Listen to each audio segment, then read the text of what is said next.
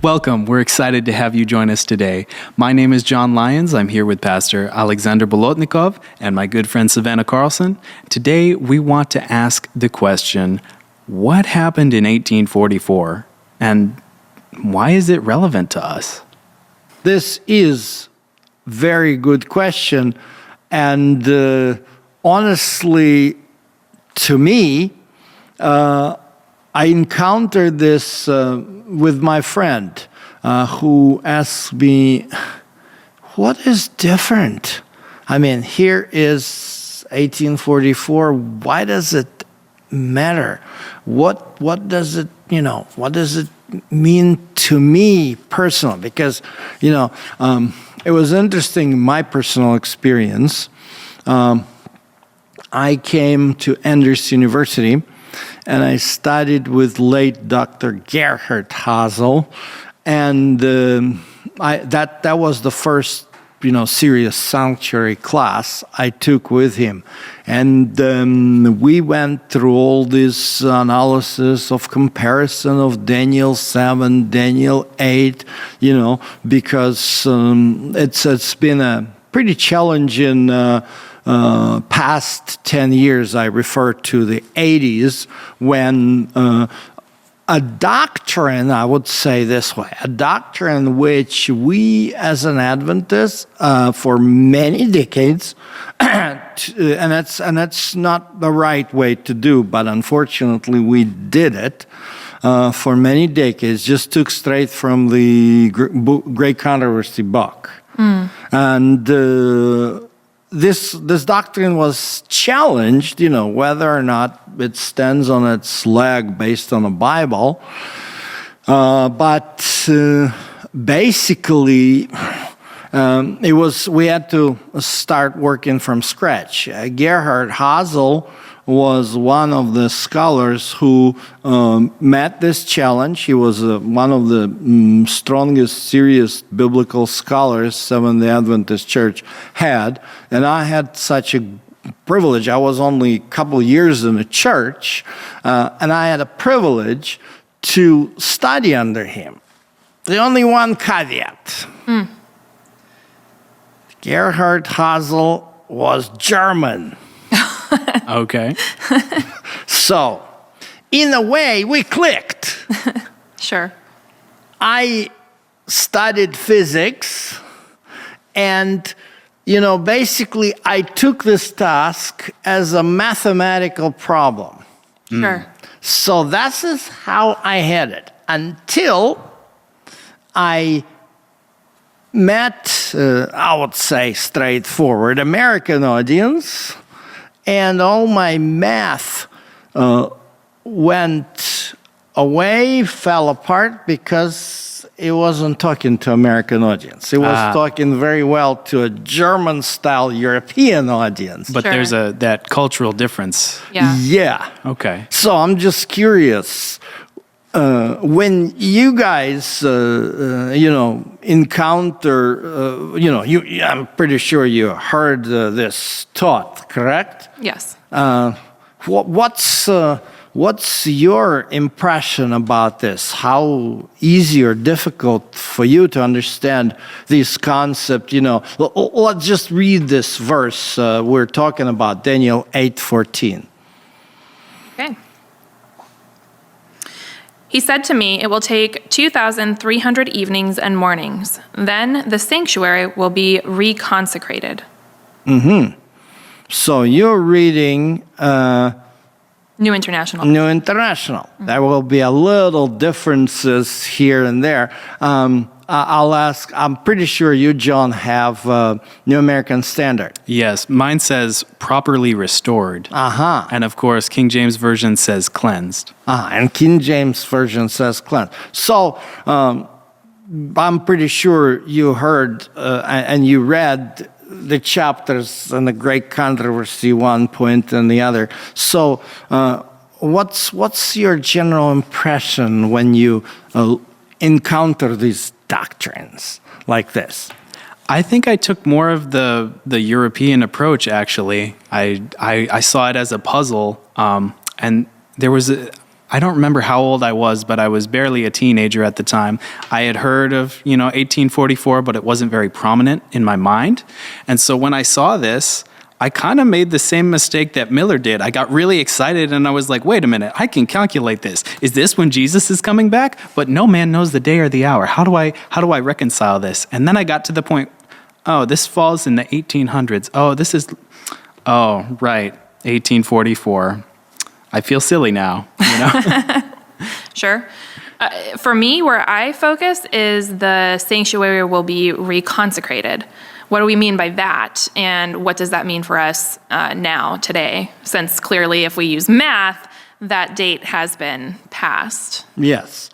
And probably we shouldn't be talking about math for a couple of reasons, because there are so many materials actually in the Adventist production. You can look at Mark Finley's material. You can look probably, was it Sean who recently put together this calculation, right? Yeah. Not long ago, he talks about the 490 days, the first. That's the first one. But, how to calculate, which, how to figure out what is the seventh year of King Artaxerxes in Book of Ezra, and how you calculate that. So, due to the lack of time, we're not gonna really, you need some kind of either slide or a board to explain it. But that's why I would prefer our viewers to refer them to programs by Mark Finley or by Sean Bonstra, where it is plentiful to explain this longest time prophecy. But my question, the question which you, John, asked, and that's the question. I struggled with this for many, many years, and that's why I'm asking, how do you perceive this? Sanctuary, be cleansed. How do you perceive it to be relevant to today? What's your perception of it? Personal reflection on it. Doesn't the psalmist say, "Thy way is in the sanctuary"? Correct. And I think what you're referring to is Psalm. Just let me find it.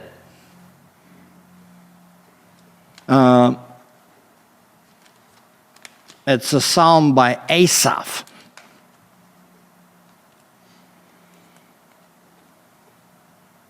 And that is kind of a very, very interesting psalm. I think that's what you're referring to. It's Psalm 73, and basically, let's read from verse 12 through verse 17. This is what the wicked are like. Always free of care, they go on amassing wealth. Surely in vain I have kept my heart pure and have washed my hands in innocence. All day long I have been afflicted, and every morning brings new punishments. If I had spoken out like that, I would have betrayed your children. When I tried to understand all this, it troubled me deeply till I entered the sanctuary of God. Then I understood their final destiny. So, is this the text you meant? To be honest, I'm not sure. But this is an interesting text. It actually tells us that somehow sanctuary is something, when we want to understand the justice, we have to study the sanctuary. That's very important, because the issues of justice are very strong today. Am I correct? Yeah, absolutely. Yeah, and so there are different suggestions how to solve the problem of injustice. I constantly refer to the Marxism because I feel what happened in America, it's been designed like it's been, people say Marxist, and they confuse Marxist with socialist. And this is not correct. Because Marxism is basically, the idea is to redistribute the wealth. Socialism is like you make wealthy contribute more to a society. And it's kind of a normal discussion. In every country, you got, more of a conservative right-wing parties who are, you fend for yourself.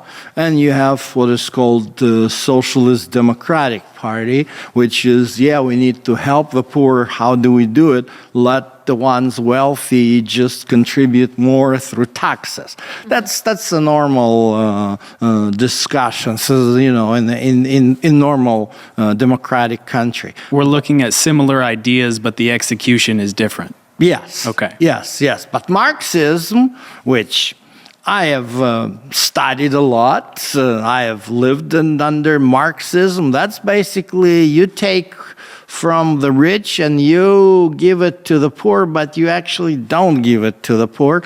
You just give it, because now it belongs to nobody. To the state. They say it belongs to people. But in reality, it belongs to the party apparatus who tells what to do.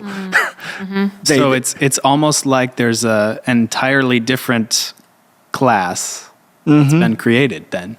Yeah, that's a different class for sure. The party apparatus is they're not like a wealthy class, but they're the powerful class. Yeah, it's the people in authority.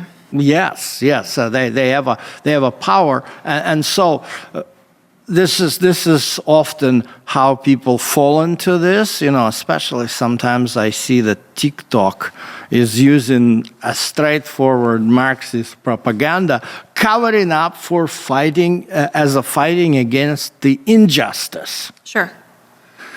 But, which is definitely a big lie and a big deception, but what we have here is a solution from the Bible. He sees some bad people, live well and prosper. How can it be? And the sanctuary, what is in there, answers these questions. So one of the ways how sanctuary is answering this question is through the ritual known in the book of Leviticus. That's called the Day of Atonement. Okay. By the way, if we're talking about the word atonement, I'm always intrigued. Everybody here heard the Day of Atonement, right? Right. What do you think when I say in English atonement, how do you perceive this particular word? How do you perceive it? For me, atonement is recognizing your sinful nature and asking for forgiveness for that. Perhaps to put it more simply, I would say atonement is to make right. To make right. Oh, that's a good... If we're slimming it down as much as possible. Yeah. The elevator pitch of atonement. Yeah. You must atone. You must make right. But tell me something if I'm wrong. Maybe you want to know. Because I've looked at the word atonement and its origins in English language, and it goes back to the Bible, and there is nothing outside the biblical context that have you heard the word atonement anywhere else outside of religious biblical conversation?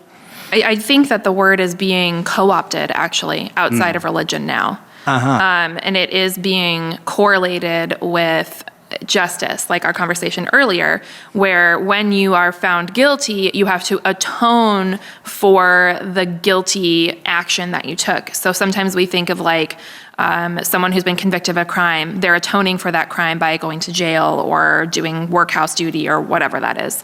So I think you're absolutely right. It comes from biblical origins, but we have definitely taken that to mean something else in today's society. Yeah, that's what I think.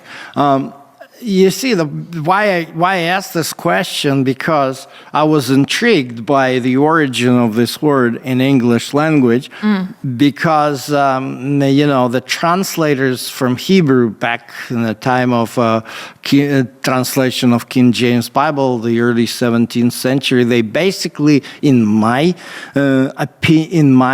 what I've learned, maybe some of our viewers would correct me, but I think they invented this word.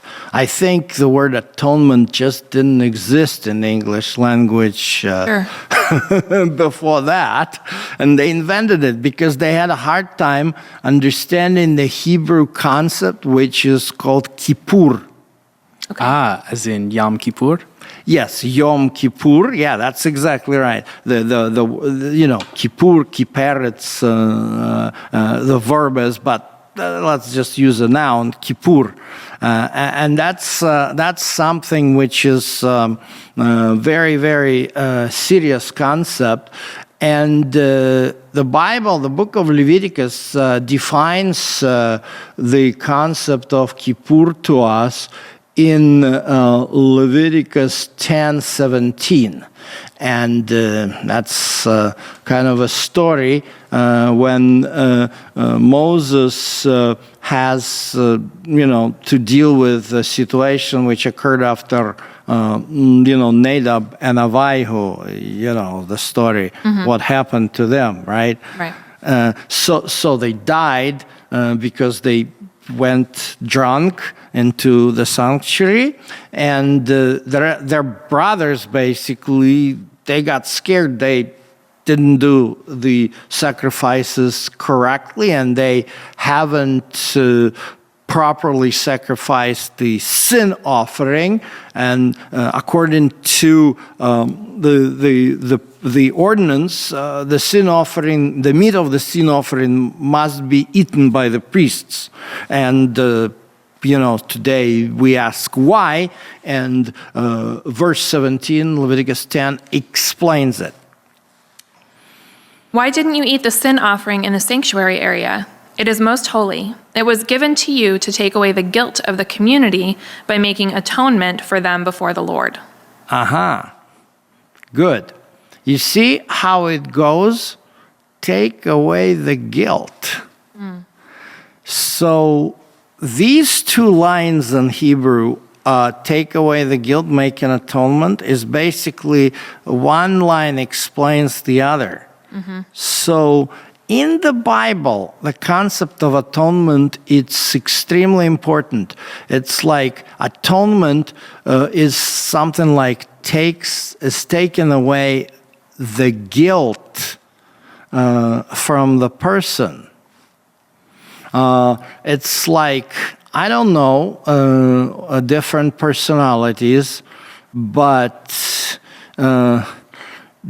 do you guys feel when something inside is burdening you, that it gets easy for you when you talk to somebody? About it, you mean? Yeah. Yeah. I'd say so. That's actually how I deal with most of my problems. You find your trusted advisors, your people that you can lean on, and you talk to them about what it is that's on your heart and mind. That's for me how I process pretty much everything.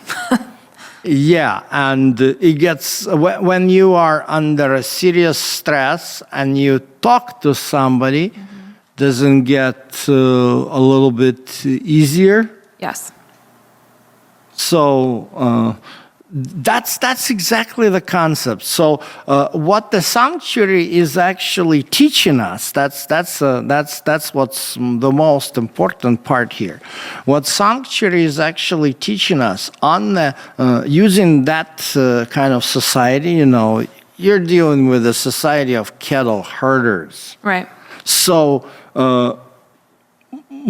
God is talking in the language of cattle herders. You know, they know how to deal with sheep. They know how to slaughter a sheep. They know it. They grow with it. And so it's easy for them.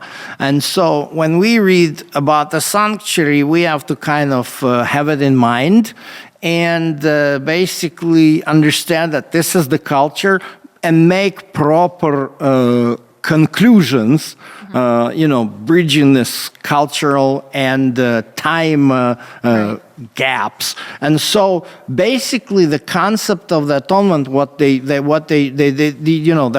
this ritual, if you put it in a nutshell, all of them are teaching basically how to unload the burden of your sin. I see. And it's like, I'm not sure, I'm not a psychologist, tell me if I'm wrong, but it seems like we are designed in such a way that we have this need to unload. Do we? Absolutely. think so. Yeah. Well, and that's buried in relationship. We know that we are created for relationship. So I think that innate need to unburden ourselves is rooted in that need for connection and relationship. Yeah. So basically, this is what the sanctuary is teaching. The sanctuary is teaching us that here is, here's common somebody. And he has two functions, and that's something which is very unique in Adventist theology, and I credit this to a good teacher. I don't know where he's now, but he was a theology teacher at Andrews University, Professor Fernando Canale, and he said a very profound thing about how Adventists are different from evangelicals. Because we have lots of things in common with evangelicals, particularly our understanding of the authority of the Word of God. But in evangelical theology, it's like everything ends at the cross. Adventist theology goes beyond and shows that, hey, the cross was 2,000 years ago. We're still here.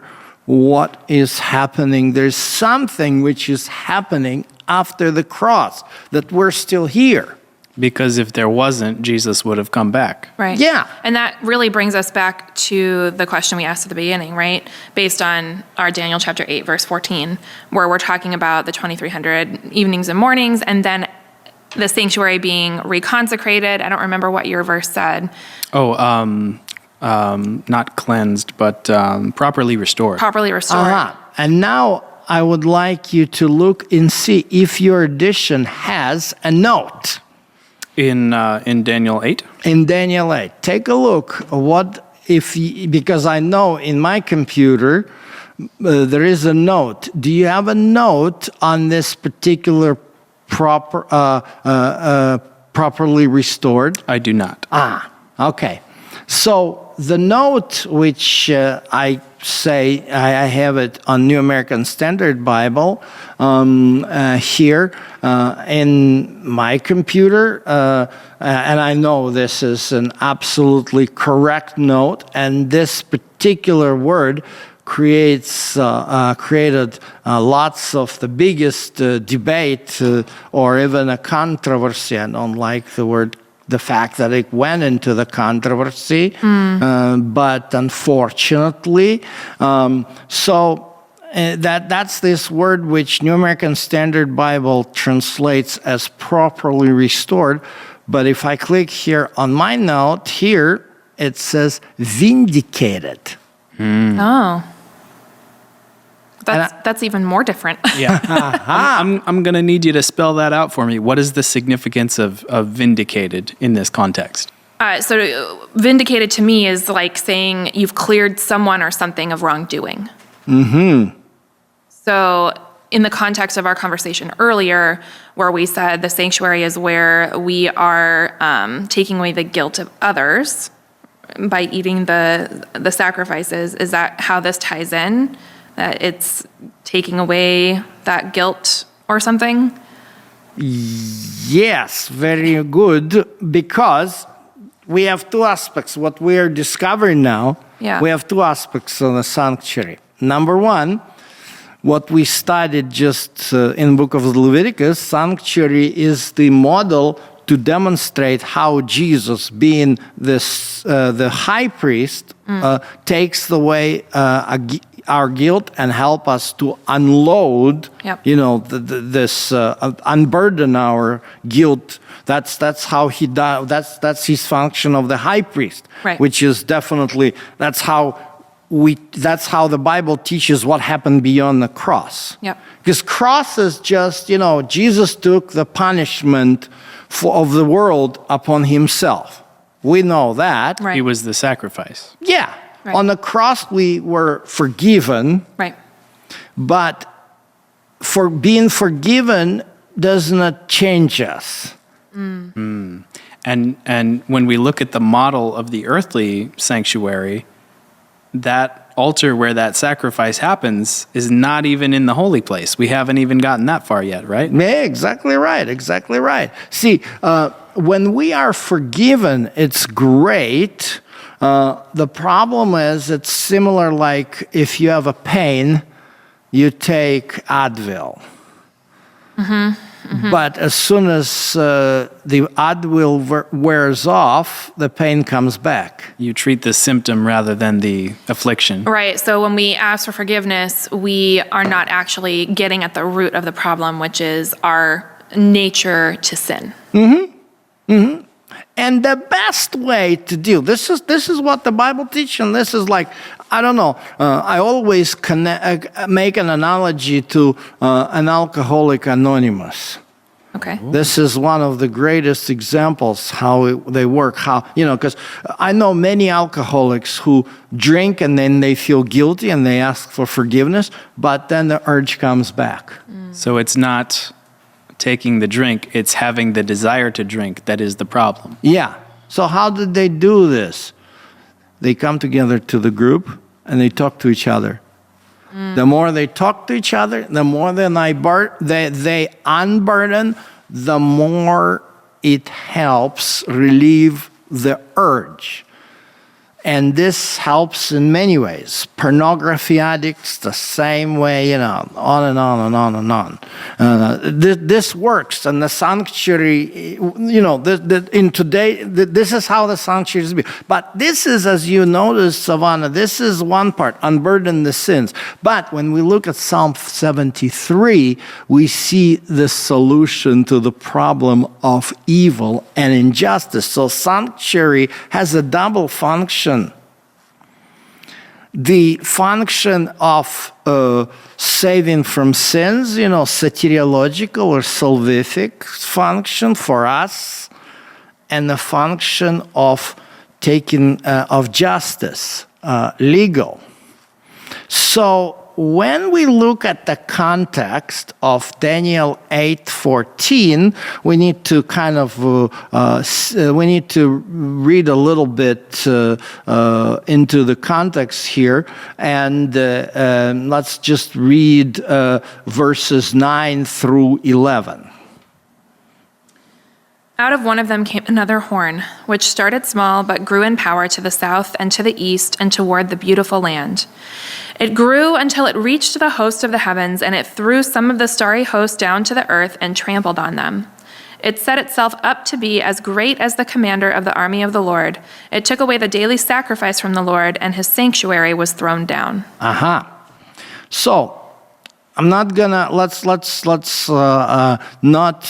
dive into the little horn definition, because again, I'm not sure if we have it in the other. We have to look. We will deal with it in the other lessons. The role of the Antichrist, which is not the future, but actually happened in the past, the papacy. But one of the things that the papacy has done here is I'm reading New American here, magnified himself to be equal with commander of the host. Who do you think commander of the host is? Michael. And who Michael is? Jesus. Yes, so it's Jesus. But then take a look at the further development here. So it removed a regular or daily, it supplies sacrifice from him. And then the place or the foundation of his sanctuary was thrown down. So when you look at his sanctuary, whose sanctuary is this? Well, there is only one. Yeah, God's. Yeah, it's commander of the host's sanctuary. So if it's his sanctuary, who is the commander of the host in this context of the sanctuary? Jesus? The high priest. Yeah. Yes, Jesus the high priest. So something happened to the sanctuary, something happened to the high priestly service of Jesus. And then when we look at the reaction of the heavenly host on this event, let's read verse 13. Then I heard a holy one speaking, and another holy one said to him, "How long will it take for the vision to be fulfilled? The vision concerning the daily sacrifice, the rebellion that causes desolation, the surrender of the sanctuary, and the trampling underfoot of the Lord's people." Yeah, see, so the question, how long is this injustice? So what he describes here is this injustice.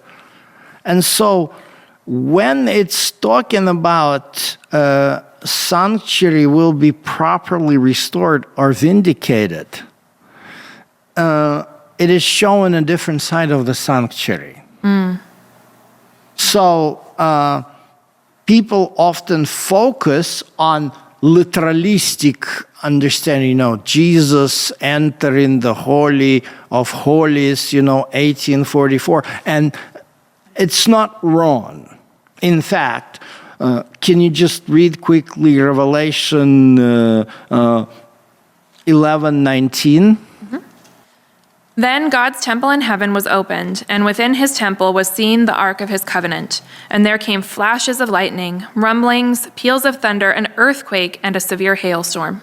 Yeah, so this is when the sanctuary is open to the point that the ark of the covenant is visible. When does it happen usually, and what is exactly happening? It's only once a year, the Day of Atonement, and the high priest has entered into the most holy place to stand before the mercy seat and to apply the blood or to sprinkle the blood. Yes, that's exactly right. So that's the ritual of a Day of Atonement. And often Daniel 8:14 is been used incorrectly to say, this is when Jesus comes into the most holy place in 1844. And again, this is not the text which demonstrated. It's Revelation 11:19 demonstrates that. That's much better text. And this is why it creates, I would say this. This text of Daniel 8:14, again, as we started, many Seventh-day Adventists took it for a few generations for granted, just reading the book Great Controversy. What they did wrong is they replaced the Bible study with a reading of Ellen White. Rather than reading them in concert. Exactly. And the problem is that in the context of what is written in the Great Controversy, Ellen White just explains how the early, even not Adventist, Seventh-day Adventist pioneers, but the ones who were in great disappointment, Hiram Edson and Owen Crozier, how they discovered it. Later, both of them kind of threw this idea away, which is not correct either. But I'm glad that James White stuck with it, and Joseph Bates stuck with it. But basically, it was in the 80s, as I said, when Desmond Ford showed, justified or vindicated, it's not cleansed. So what are we talking about? But the problem of Ford was just, let's throw this out altogether and return back to traditional Protestant views of this text, which is definitely not the way. It's not biblical either. I've read many interpretations by Protestants. They don't stand any chance. They're not even close to the Bible, to make it short. So the idea here is not about showing Jesus coming from one compartment of the sanctuary to another. It's showing the judgment. And what he does in those compartments.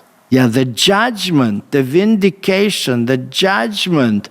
And this is why Daniel 7:22, talking about the act of an antichrist, the power of antichrist, is very, very clear. If we can read Daniel 7:21 and 22.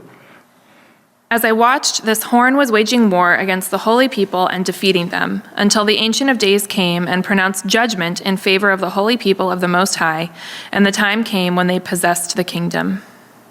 Yeah, so we have this great action of God coming to judgment in defense of his people.